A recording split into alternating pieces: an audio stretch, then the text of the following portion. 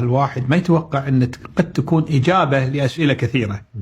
ይሄ ነገር ይላል ለብዙ ጥያቄ መልስ ሊሆን የሚችል የሆነ ነገር ነው። በጣም ሚስጥር ነው፣ ከባድ እኔም አላውቀውም እናንተም አታውቁትም። ሰውየው የሚነግረን ነው። አሁን እኔም ለመጀመሪያ ጊዜ ነው የምሰማው። ምንድነው? ممكن تكون إجابة. أنا ما أبي أقول صح ለብዙ ጥያቄዎቻችን ምላሽም ሊሆን ይችላል ولا غلط. ما أبي أقول أن هذه الرواية صحيحة. احنا طبعا ابو عبد العزيز እኔ በጣም ልክ ስለመሰለኝ ልክ አይደለም ማለት አልፈልግም። በጣም ልክ ይመስላል። انت قاعد تنقل الروايه الاثيوبيه. አንተ አሁን የምታወራው የኢትዮጵያን ስለሆነ በቃ ምንም ችግር የለም። የኢትዮጵያ እያልን እናወራው። أنقل لك الرواية الأثيوبية الشيء اللي احنا ما نعرفه. እኛ ማናቀው አረቦች ወይም ማናችንም ኢትዮጵያ ውስጥ ሆነንም ማናቀው ብዙዎቻችን مذكور في تاريخنا. أنا እኛ ታሪክ አልተጠቀም لما رحت هناك اكتشفته እኔ ሄጄ ራሴን ያየሁት وعرفته. هم يعرفونه እነሱ ግን ያውቁታል። سواء كانوا مسيحيين أو مسلمين. ክርስቲያኖቹም ሙስሊሞቹም እንኳን ብዙዎቻችን አናውቀውም። እኔም አላውቀውም። يعرفونه كثير منهم يعني على الأقل ብዙዎቹ ያውቁታል። الباحثين والدارسين والقراء والكذا والدين. በተለይ ጸሐፍት የሆኑ ቀሳውስት የሆኑ ምናምኖች እነዚህ ምሁራኖች ምናምን ያውቁታል። የሃይማኖት ሰዎች ምናምን ያውቁታል። إلى آخره يعرفون الحقيقة هذه. بس إحنا ما نعرف. እኛ ግን አናውቅም። احنا في الوطن العربي كله أنا أتكلم عن نفسي وأنا أقرأ شوية يعني أهتم في القراءة. እኔ እንግዲህ አነባለሁ ምል ሰውዬ እኔ እንኳን ቢያንስ አላውቀውም ብዬ ባስቀምጥ ደስ ይለኛል። ما مر علي هذا الكلام في أي كتاب. እንዲህ አይነት ነገር ምንም مصحف ላይ አይቼው አላውቅም። العربي أي تاريخ العربي ቶሎ አጓጓህ أبدا. بنسمع رجع መስማት ጓጓው ይላል ልጁ። እኔም ጓግቻለሁ። ومعاه التابوت. ይዞት የተመለሰው ታቦት ነው ይላል። የሰለሞን ልጅ ወይም ሱለይማን ከሱለይማን አባቱ ወይም ከሱለይማን አለይሂ ሰላም በእኛ እምነት ነብይ ስለሆነ ይዞ የተመለሰው ምንድነው? ታቦት ነው። መቼም ነብዩላህ ሱለይማንን ነብይ ነው ማለት ከሙስሊም በጣም ላይከብድ ይገባል። ምክንያቱም በየሜዳው በየመንገዱ እየወጣ ነብይ ነኝ እያለ የሚያወራብን በስቷል። ባሁኑ ሁሉም ነብይ ነኝ እያለ አይደል? አሁን አዲስ አበባ በተለይ በጣም በዛ። ኢትዮጵያ شنو التابوت؟ ምንድነው ታቦት? تابوت قصة ربانية. ይሄ የጌታችን አላህም ታሪክ አለ ታቦት የሚለው ጉዳይ ላይ قصة مذكورة بالقرآن الكريم. በቁርአን ላይ የተጠቀሰ አለ።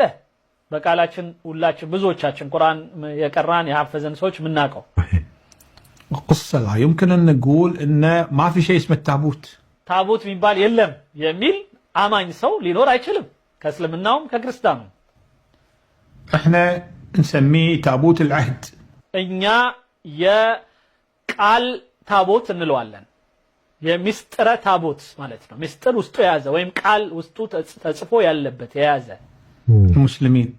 ሙስሊሞች واظن الانجليز والاوروبيين يسمون عندهم ايضا موجود في تاريخهم في كتبهم በፈረንጆቹም ጋር አለ መጽሐፎቻቸው ጋር ምናምን ተጠቅሷል። الدينية موجود يسمونه the Ark of Covenant.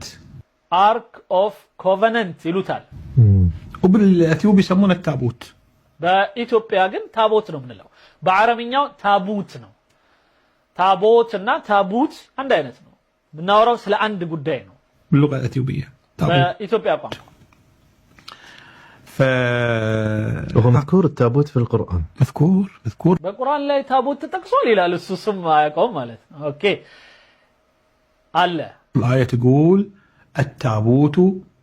التابوت ቁርአን ላይ فيه سكينة فيه سكينة መረጋጋትን የሚሰጥ ማለትም ውስጡ እርጋታ ያለው መልእክት ያለበት ربكم ከጌታችሁ የመጣ وبقية مما ترك آل موسى وآل هارون. የሙሳ ቤተሰቦችና የሃሩን ቤተሰቦች ሲዋረድ በውርስ የመጣ ይላል ቁርአኑ ላይ። تحمله الملائكة. መላእክቶች የሚሸከሙት የሆነ ወይም መልአኮች إذن التابوت حقيقة. ስለዚህ ታቡት የሚለው እውነታ ነው حسب الرواية القرآنية. በቁርአኑ መሰረት حقيقة ما نشك فيها.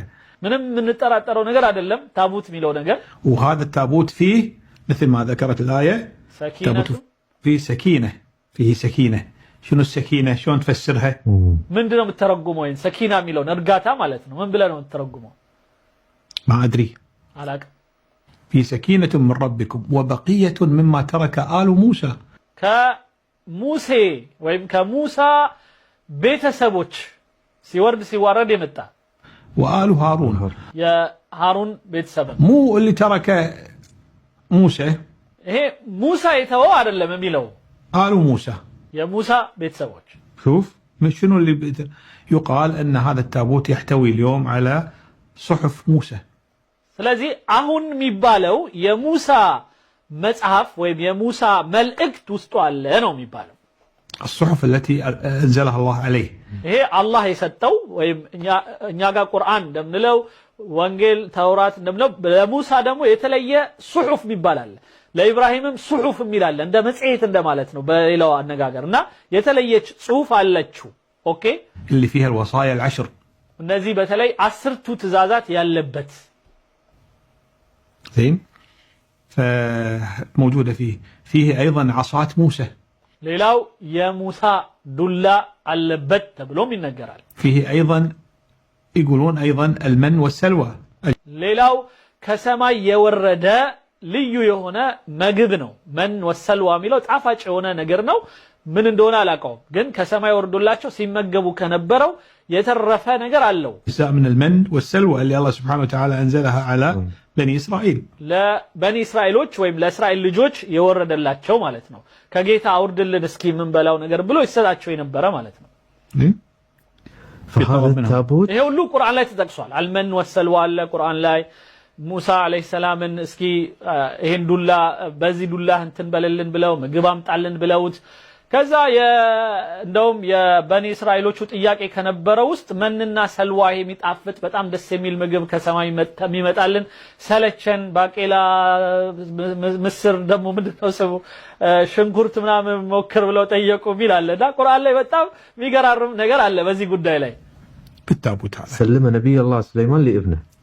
ስለዚህ በዚህ እምነት ሰለሞን ለልጁ ሰጠው هني أنا أتوقف عن قضية سلم ولا ما سلم.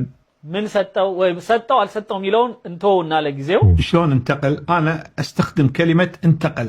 እኔ ሚሻለኝ ተሸጋገረ የሚለው ነው لأن في اختلافات في الروايات إنه هذا لا ما سلم أنه خذاه ما يدري شيء من هالقبيل هذا. ምክንያቱም አንዳንድ እዛው መጽሐፍ ላይ የተለያዩ አስተያየቶች ስላሉ ሰጥቶታል አቀብሎታል በኋላ ሰጥቶታል ብዙ ነገር የሚባል ነገር ስላለ فأنا ما أبي أدش في التفاصيل هذه ما تهمني.